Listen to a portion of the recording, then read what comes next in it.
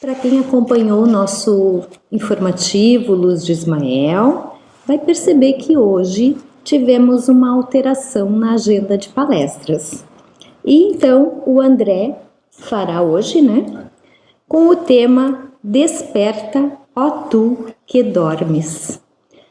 Seja muito bem-vindo então e que a espiritualidade amiga te ampare e te conduza neste momento. Obrigado.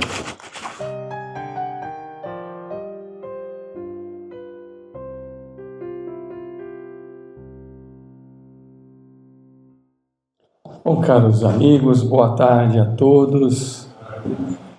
Queremos agradecer ao Centro Espírita Deus, Jesus e Caridade pela oportunidade de trabalho nessa tarde. Agradecer também a presença de todos encarnados e desencarnados e que possamos receber as bênçãos da espiritualidade superior, que conforme nos prometeu o Cristo, onde estivesse 2 ou mais reunidos em seu nome, ele estaria presente. E o título da exposição, como a própria irmã já mencionou, o título dessa exposição, dessa tarde, provém da carta de Paulo aos Efésios, capítulo 5, versículo 14. A título de curiosidade, não sei se eu fico na frente da imagem aqui, não? Tá tudo bem? A título de curiosidade, Paulo chegou à cidade de Éfeso, vindo de Corinto, uma importante cidade grega. Essa viagem está registrada no livro Atos dos Apóstolos, Atos 18, dos itens 18 a 21, quando ele encerra então a sua estadia em Corinto e seguiu viagem passando por Cencreia, que era o porto de Corinto, e depois navegando rumo ao leste. Éfeso ficava na província romana da Ásia, na costa oeste da atual Turquia. E mais tarde, Paulo, então, ele retorna a Éfeso e passa cerca de 3 anos lá. Isso está no livro Atos 19. O que faz dessa uma das cidades onde ele mais tempo permaneceu durante as suas viagens missionárias. Pois todos sabemos, Paulo viajou por várias cidades pregando a palavra do Cristo, Qual a importância de Éfeso na época? Era uma das cidades mais ricas e influentes do Império Romano. No século I, estava localizada na região da Ásia Menor, próxima ao mar Egeu. Hoje é parte da Turquia Ocidental. E Éfeso era um grande centro comercial, religioso e cultural. Uma das grandezas de Éfeso naquela época era o templo de Ártemis, ou Diana, como também era conhecido, uma das 7 maravilhas do mundo antigo. E era um centro de peregrinação pagã e movimentava muito a economia local. E o que era um centro de peregrinação pagã? Era um lugar sagrado dentro das religiões politeístas, ou seja, as religiões que acreditavam em vários deuses da antiguidade. Então eram chamadas genericamente de pagãs, onde fiéis se deslocavam de várias partes do mundo para fazer o quê? Para adorar uma divindade específica, fazer oferendas, sacrifícios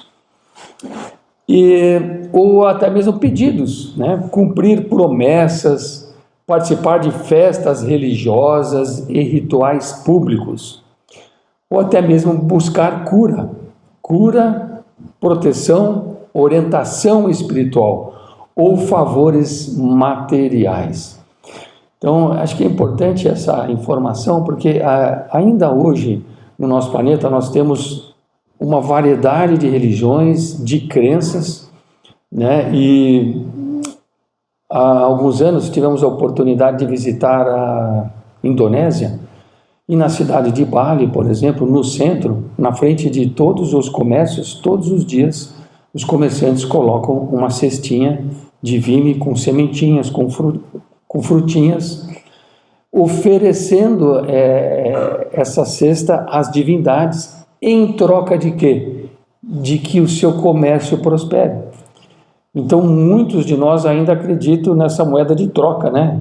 Eu vou dar para você, divindade, e você vai me trazer sorte no meu negócio, sorte no amor, né? O meu negócio irá, né, prosperar. Assim como também a cura, né? Muitos de nós ainda acreditamos que a cura é exterior, ou que nós necessitamos de uma outra pessoa para realizar a cura, e procuramos muitas vezes outras pessoas, como muitas vezes benzedeiras, cartomantes. E hoje, através da doutrina espírita, nós temos a consciência de que a cura vem de dentro para fora. A doença, ela está no espírito que aflora para o corpo. Quando você consegue fazer a sua transformação moral, você começa a encontrar a sua cura também do corpo físico. É por isso que nas casas espíritas existem as palestras, os estudos diversos, para que a gente possa olhar para dentro da gente e enxergar onde a gente tem que melhorar. Tá bem? A população estimada na época em Éfeso estava entre 200 mil a 250 mil habitantes, olha só, naquela época, o que fazia de Éfeso uma das maiores cidades do mundo romano, né? E lá em Éfeso nós tínhamos o teatro de Éfeso, com capacidade para cerca de 24 mil pessoas.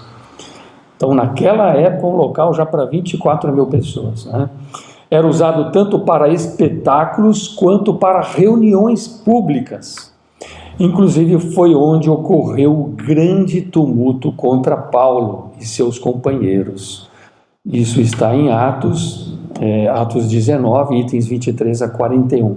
Por que houve esse tumulto? Foi provocado por artesãos que lucravam com a venda de imagens da deusa Ártemis. Lógico, imagina os artesãos lá, lucrando com venda de imagens, aí chega Paulo falando de um único Deus, né? E que não necessitava de imagem. Então, por isso, houve esse tumulto. Mas voltando para a nossa reflexão dessa tarde, cujo título é Desperta, ó tu que dormes, nós queremos dizer que conta-se que um sábio certa vez foi visitar um parente em uma cidade muito pequena. E era uma dessas cidades assim bem pequenas, e era a primeira vez que ele chegava nesse vilarejo, né? E logo na entrada do vilarejo, um cemitério desses semelhantes a esse aqui da foto, né? Semelhantes dos que a gente encontra nas cidades pequenas, sem muro, sem grandes formalidades, apenas aquele conjunto de lápides, mostrando ao homem a brevidade da vida. Mas algo chamou a atenção daquele sábio. Nas lápides estava escrito o nome das pessoas e embaixo 2 anos. Fulano de tal, 3 anos. Fulano de tal, 4 anos. Fulano de tal, 1 ano e meio. E ele então começou a ficar comovido com aquilo e perguntou então para o seu parente que o estava recebendo: ora, mas nessa cidade só morrem crianças? E o anfitrião então respondeu: não, há velhos, jovens, pessoas de meia idade. E ele disse: mas por que então vocês colocam 2 anos, 3 anos, 4 anos, 1 ano e meio nas lápides? E o anfitrião respondeu: é porque aqui a gente só conta os dias efetivamente vividos pelas pessoas. Somente os dias em que de fato ela viveu. E com essa história, nós espíritas, iluminados pelo conhecimento da imortalidade da alma, da evolução espiritual infinita, pensamos: quem de fato está morto? Quem de fato está vivo? Será que viver é estar de posse de um corpo físico? Será que viver é ter passado pela experiência do nascimento? Ou a vida é muito mais do que isso? Na carta aos Efésios, capítulo 5, versículo 14, Paulo escreve, e muitas vezes nas cartas de Paulo nós temos relâmpagos de luz espiritual vindos diretamente da esfera do Cristo. Paulo, sempre muito emotivo, apaixonado pela divulgação do Evangelho. Em alguns momentos, Paulo se torna a voz do próprio Cristo, falando não só para as comunidades a quem ele dirigia as cartas, mas também a toda a humanidade, a todas as gerações futuras. E ele escreve aos Efésios: desperta, ó tu que dormes, levanta-te dentre os mortos e o Cristo te esclarecerá. Então fica para a nossa reflexão: quando que eu durmo? Quando eu me deito?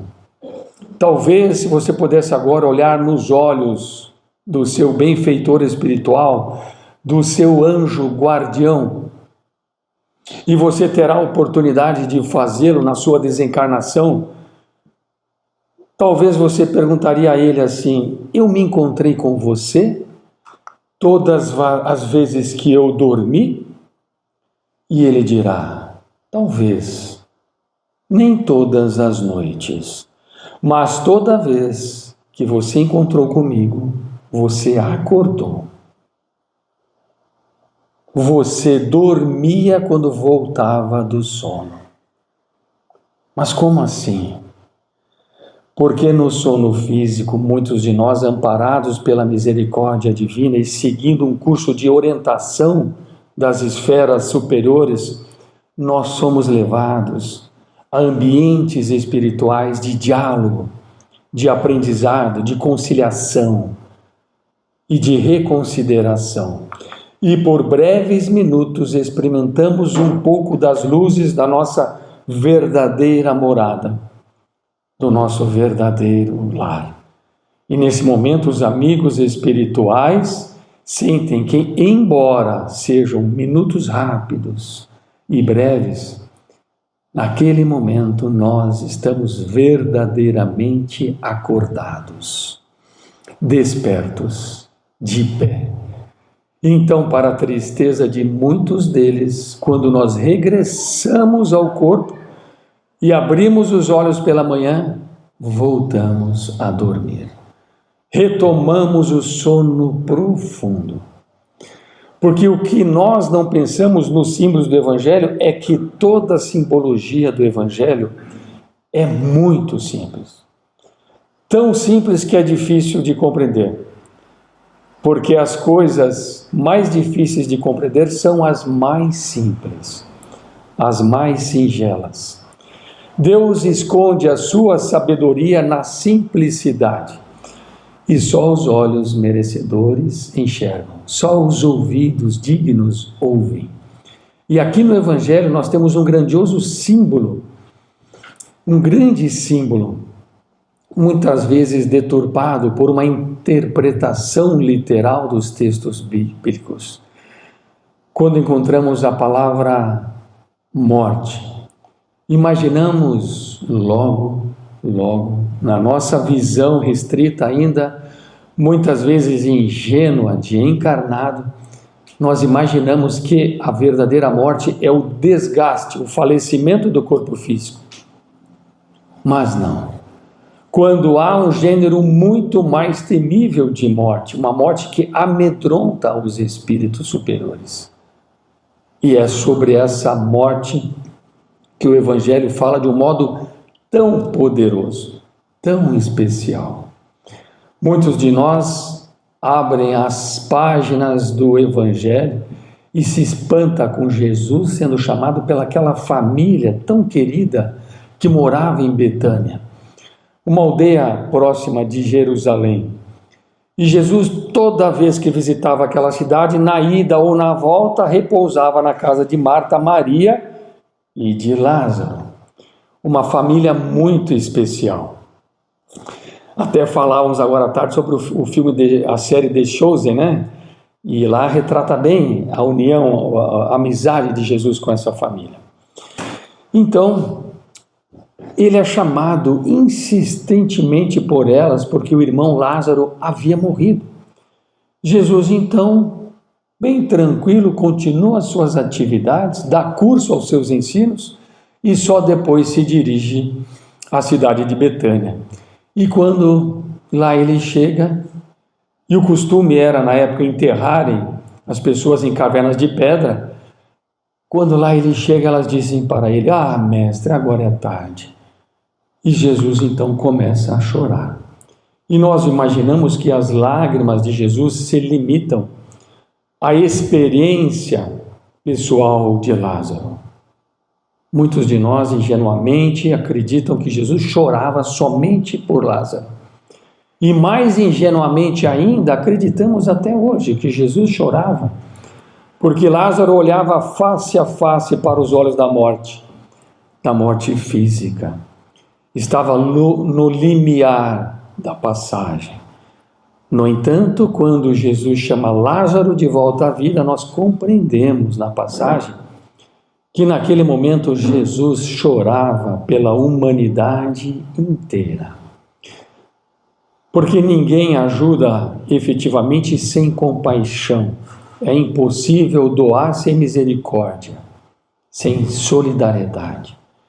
E a misericórdia e a compaixão do Cristo era ilimitada. Tanto que ele desce... Olha aqui a Síria querendo entender alguma coisa. Tanto é que ele desce das esferas superiores... Vou desligar, senão ela vai voltar a falar. Ele desce das esferas superiores para conviver com as nossas misérias. Mas não nos enganemos, se nós olhamos para as criaturas e nos iludimos com a aparência, Jesus enxergava o mais profundo do nosso ser. Nós olhamos para o marido, para a esposa, para os filhos, para os companheiros da casa espírita, para os companheiros de trabalho, para os nossos vizinhos, para os colegas de trabalho. Nós olhamos e nós enxergamos muitas vezes apenas defeitos, vícios, esquecidos de que todo vício e todo o defeito será corrigido com o tempo. Não há um defeito sequer que vá sobreviver em nós, porque fomos criados perfectíveis. O nosso destino, de nós todos aqui, é a pureza espiritual. Portanto, quando nós focamos apenas nos defeitos dos nossos semelhantes, nós estamos focalizando o temporário e abrindo mão do eterno. Porque só as virtudes são eternas, são a parte imutável em nós. E é por isso que muitos se estranham quando Jesus, no livro Há 2000 anos, não sei se vocês aqui presentes já tiveram a oportunidade de ler, senão nós recomendamos, é um livro maravilhoso, ditado por Emmanuel e psicografia de Chico Xavier. Então, quando Jesus olha para Públio Lentulus no romance Há 2000 anos, você vê Públio Lentulus, eu vejo. Você vê um senador, eu também. Mas naquele momento Jesus vê Emmanuel. E diz a ele: encontras agora, Públio, um ponto de referência para a regeneração de toda a tua vida. Está no teu querer, seguir-me agora ou somente daqui a milênios. E quando aquele senador, então, orgulhoso, vaidoso, opta pela segunda opção, não pela do Cristo de agora, mas pelo milênio dos homens, Jesus não condena, mas chora. Chora como se estivesse diante de Lázaro, ou como se Lázaro representasse a humanidade encarnada que dorme um profundo sono. E quantos de nós não condenamos o próximo, né? A esposa, o filho, o colega da seara espírita, o vizinho, o marido, não é mesmo? Então Jesus chora por uma humanidade que dorme em profundo sono, uma humanidade que dorme. Quando encarna, para acordar quando desencarna, porque enquanto encarnado apegou-se ao que é transitório, apegou-se ao que é ferramenta, não que nós devemos condenar qualquer bem ou qualquer instrumento que o mundo nos ofereça. O corpo físico saudável, por exemplo, é uma bênção. Os recursos materiais que nós recebemos são uma dádiva superior. Tudo que o Criador coloca em nossas mãos, palpável, é sempre com a intenção de que nós utilizemos aquele recurso para o quê? Para o burilamento da nossa alma, como ferramenta para o nosso crescimento interior. No entanto, muitas vezes em nosso sono profundo, nós confundimos instrumento com finalidade. Ninguém encarnou no mundo para construir um patrimônio físico que terá que devolver.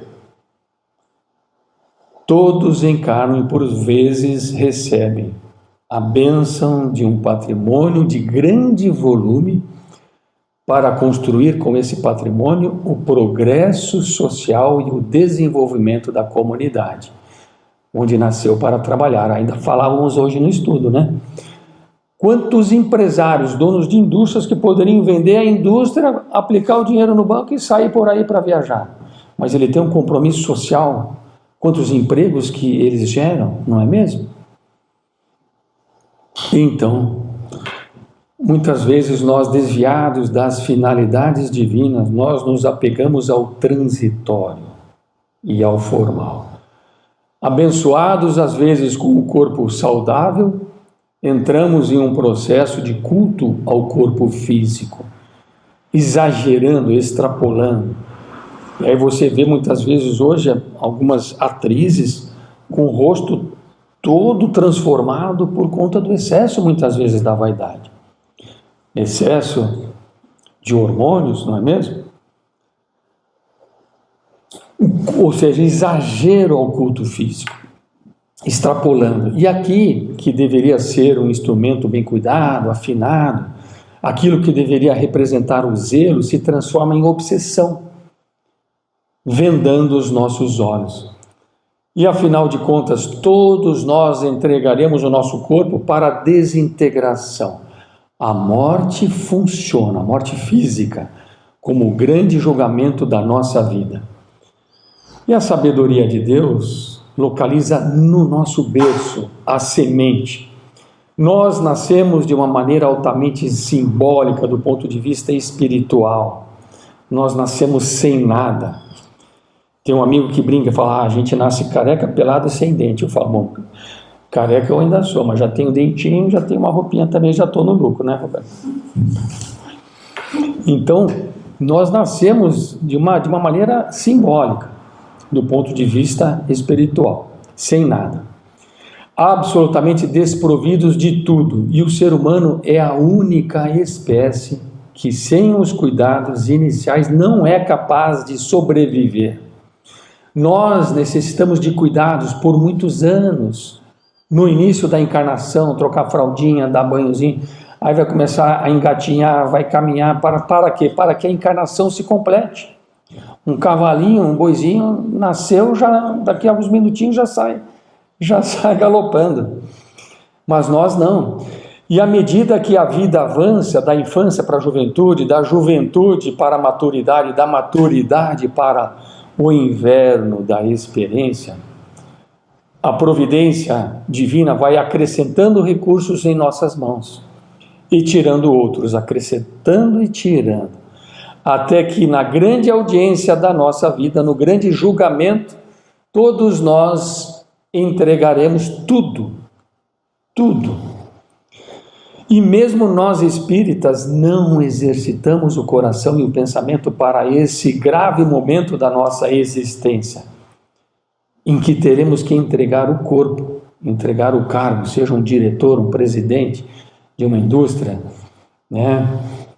O que for, entregar o salário, entregar os bens, entregar tudo que é exterior para recolher somente aquilo que as mãos físicas não são capazes de carregar.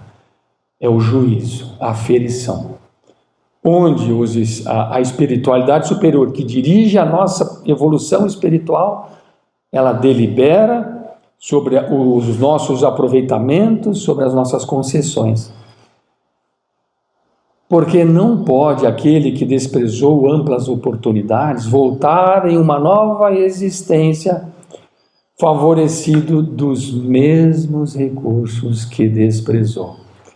E é assim que nós vamos encontrar em uma vida aqueles que desprezaram o lar, desprezaram a família, voltando muitas vezes órfãos ou impossibilitados de uma relação afetiva mais duradoura, para que então, através da solidão, aprendam a valorizar as dádivas da família. Vamos encontrar também aqueles favorecidos com vastos recursos materiais, chegando ao mundo na total carência, para que através da carência possam apreciar e possam agir com dignidade, quando em uma nova existência for novamente possuidor de patrimônios físicos. E é assim que nós vamos encontrar aqueles que eram saudáveis e fortes e que arruinaram a saúde física através de hábitos alimentares ou através de vícios como bebidas, voltando em uma nova existência com o organismo frágil, que lhe causa sofrimento, muitas angústias, muitas privações, para que saiba valorizar o santuário que representa o corpo físico e saiba construir com esse corpo uma estrada real rumo à espiritualidade. É assim que nós temos caminhado ao longo de várias existências, provando água e fogo. E o mais triste de tudo é que nós muitas vezes a gente vem pobre uma vida, rico na outra, pobre numa vida, rico na outra, pobre numa, rico na outra, e sempre errando. Porque quando na escassez de bens, nós nos entregamos a tão lamentáveis reclamações, que não sabemos valorizar o pouco que temos, ou não sabemos valorizar o que não seja recurso endinheirado.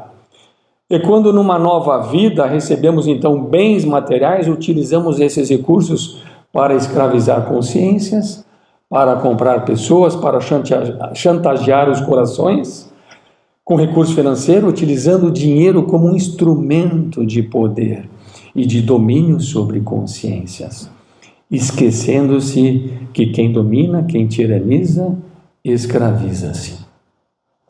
E assim, todos nós, se tivéssemos o infortúnio de trazerem para nós agora os processos reencarnatórios, as nossas fichas reencarnatórias, cada encarnação uma ficha, e diríamos assim, olha só, vamos puxar essa fichinha aqui, eu sou vítima, olha como eu fui prejudicado, fulano me roubou esse patrimônio.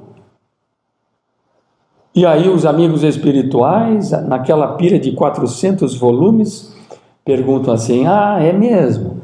Você quer saber das 20 ou 30 encarnações em torno dessa fichinha aqui que você puxou para trás?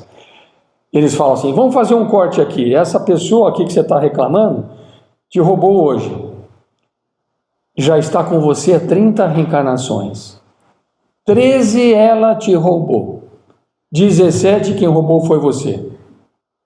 Quem é a vítima? Vítima ou parceiros de infortúnio, não é mesmo?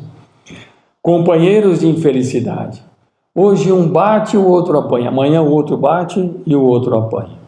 Mas nós não conseguimos fazer a transformação, não conseguimos inovar. E muitos se perguntam, quando avaliamos sobre a programação espiritual, imaginando que a programação espiritual é como se fosse uma linha tênue, branca, reta. Ou, se preferirem, como aquela historinha de João e Maria, pedrinhas deixadas por João e Maria para não perdermos o caminho. Achamos que a programação espiritual é uma linha reta, mas a programação espiritual é como uma teia de aranha.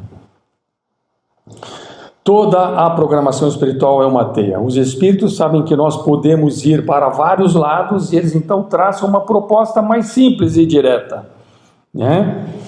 Uma proposta. Nessa caminhada ideal, tudo seria melhor, mais fácil. Aí eles dizem assim: quando chegar nessa época aqui, nessa encruzilhada da sua vida, você vai ter um prejuízo financeiro. E nós aqui em cima vamos vibrar aqui em cima. E a gente diz: mas gente, o que é isso? Vocês gostam de mim ou o quê? Vocês estão torcendo por mim? Nós vamos vibrar aqui porque você já tirou tanto. Você já tirou tanto e agora é preciso você superar essa ânsia de tirar.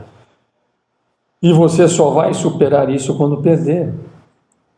E você virá, e nós estamos então preparando aqui agora nessa linha uma sogra e um cunhado muito especial para você. Bem queridos. A sogra vai ser o seu personal trainer, você vai ficar robusto, forte. Você vai ficar elegante, espiritualmente com uma paciência, assim, parecendo o Hulk. Uma caridade, porque ela vai treinar você através de muito exercício. Um parente próximo, um irmão, uma irmã, um cunhado, um filho, um colega da casa espírita, não é mesmo? E você vai treinar. E cada qual é colocado em uma situação para desenvolver o ótimo. Mas os amigos espirituais, eles não são tolos e muito menos ingênuos. Eles sabem, quando você completar tantos anos, você vai encontrar aquela criatura que você já se complicou há 20 encarnações. E pode ser que você vai então, que você se desvie e repita tudo de novo. E é a teia de aranha. Então você estava aqui, encontrou com a pessoa aqui, aí você, ao invés de seguir a linha, você vai desviar o caminho. E aí os espíritos superiores vão dizer: aí nós já temos mapeado, porque o GPS da espiritualidade é incrível. Ele vai dizer assim: opa, desviou, recalculando. Então você desvia e ele recalcula tudo. Aí ele abre e ele vai repetir a 15ª encarnação anterior e recalcula. E assim nós vamos acreditando que estamos inovando, porque nem criatividade para errar nós temos. Geralmente são as mesmas pessoas, os mesmos erros, os mesmos locais e um processo de repetição cansativo, entediante. E os amigos espirituais olham para esse nosso deslocar. E se nós pudéssemos lançar um olhar para as nossas últimas 40 encarnações, nós veremos um fenômeno incrível. Ao invés de rumarmos para o centro, que seria a nossa evolução, nós ficamos andando em círculos. Um deslocamento, muita movimentação, mas pouco deslocamento.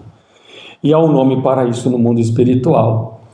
Isso se chama sono da alma. Um profundo sono espiritual. E por isso berra Paulo de Tarso: desperta tu que dormes, levanta-te dentre os mortos. Olha que lindo isso. Porque o gênero mais temível de mortes são as reencarnações de baixo teor espiritual. Encarnações em que você sorri e sofre, e isso não tem nenhum proveito para o seu espírito.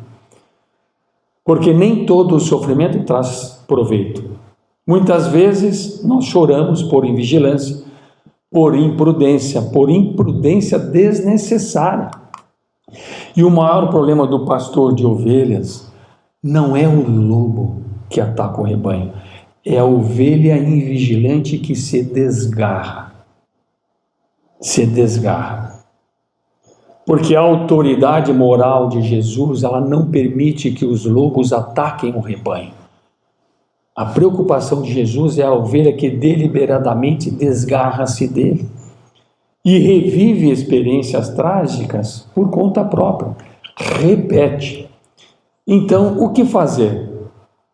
Porque se a desencarnação é um choque, a encarnação também é outro choque. Nós aqui estamos todos muitas vezes temerosos. Nós temos uma boa e uma má notícia para dar. Vamos dar a má notícia primeiro. A má notícia é que todo mundo desse auditório aqui vai desencarnar. Todo mundo. E a Roberta aqui sentada, que estuda lá no departamento mediúnico, ela já tem uma lista para nós, né, Roberta? Depois, na saída, podemos procurar por ela. Todos nós. Isso é brincadeira, pessoal. Estamos aqui brincando. Graças a Deus que não tem essa lista, né, Roberta? Então, todos vamos. E quando a gente diz isso, o coração chega a ficar apertado, né? Porque é tão bom estar aqui, não é mesmo? E os espíritos que estão aqui estão nos ouvindo agora, nos acompanhando. Vocês aqui irão encarnar. E eles então também ficam na preocupação e na tristeza. Nós preocupados porque vamos desencarnar e eles preocupados porque irão encarnar. É uma questão de perspectiva. Por quê? Porque muitos deles que estão aqui agora conosco estão conscientes das realidades espirituais. Muitos já sabem, meu Deus, por que eu perdi tanto tempo me estressando com o trânsito, com a bisnaguinha da pasta de dente, com a escova que ficava de um jeito assim na pia, né? Por que eu me desgastei tanto, gastei tanta energia emocional, porque eu queria que as coisas fossem do meu jeito? Meu Deus, por que eu fiquei tanto preocupado com aquele meu filho, sendo que na minha programação espiritual estava lá previsto que ele vai gastar mais de 7 reencarnações para ele conseguir melhorar. E eu estou desesperado aqui, cooperando na primeira. Estou querendo que tudo se realize nessa. Então, os nossos amigos aqui presentes, eles têm uma visão ampla de quem está acordado, de quem está vivo. E nós, uma visão limitada de quem dorme, ou de quem está morto. Porque se o sono é um afastamento dos objetivos espirituais, a morte é entregar a consciência à própria maldade. Toda vez que o espírito se entrega deliberadamente ao mal, a sua consciência morre e precisa ser ressuscitada pelo Cristo. E essa é a verdadeira ressurreição. Imortais somos todos, mas diz Emmanuel ao definir vida, porque se nós sairmos hoje aqui em Garopaba, aqui no bairro Encantado, e perguntarmos para as pessoas: o que é estar vivo? O que responderão? O meu corpo está funcionando, coração batendo. Será que isso é estar vivo? Emmanuel, mentor e guia do Chico Xavier, define assim: vida é a experiência digna da imortalidade. O que significa isso? Desde o momento em que você acorda até o momento em que você deita, você vive diariamente múltiplas experiências. Quais delas serão guardadas? Quais delas terão a dignidade de permanecer? Porque toda experiência equivocada será repetida no seu devido tempo, toda. E não raro você está fazendo alguma coisa e para e fala assim: engraçado, eu estou com a sensação de que eu já vivi isso, eu já fiz tal coisa. Parece que está repetindo, o tal do déjà vu, não é mesmo? Mas parece não, está repetindo.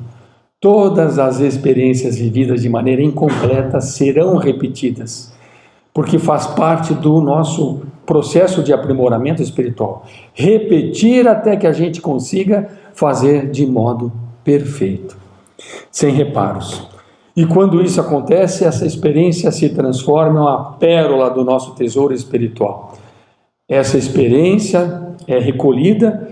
E é por isso, meus irmãos, que lá no início da nossa conversa, naquele cemitério, só contavam os dias efetivamente vividos. Porque hoje nós podemos perguntar: tem dias que eu não lembro de ter vivido, porque eu fui tão infeliz que eu procuro esquecer. Infeliz no sentido de ter feito o que eu não deveria ter feito, infeliz no sentido de escolha equivocada. Então isso terá que ser repetido, refeito, até que eu tenha a habilidade de fazer Bem feito. Indo para finalizações, rogamos a Deus para que nós, todos os dias ao acordarmos do sono físico, possamos nos lembrar da carta de Paulo aos Efésios, capítulo 5, versículo 14, quando ele nos fala: desperta, ó tu que dormes, e levanta-te dentre os mortos, e o Cristo te esclarecerá. Da mesma forma, quando Jesus olha para o senador romano Públio Lentulus no romance há 2000 anos, e ele diz: encontras agora um ponto de referência para a regeneração de toda a tua vida. Está no teu querer, seguir-me agora ou daqui a milênios. E hoje, aqui, agora, nessa tarde, o Consolador prometido, através da doutrina dos Espíritos, nos brinda com uma referência para a regeneração de toda a nossa vida. Ou sabe-se lá, dependendo de nossas escolhas, somente daqui a milênios. Agradecemos a oportunidade e tudo o que foi dito aqui serviu primeiramente para quem falou. Desejamos uma ótima tarde e fiquem na paz de Jesus. Obrigado.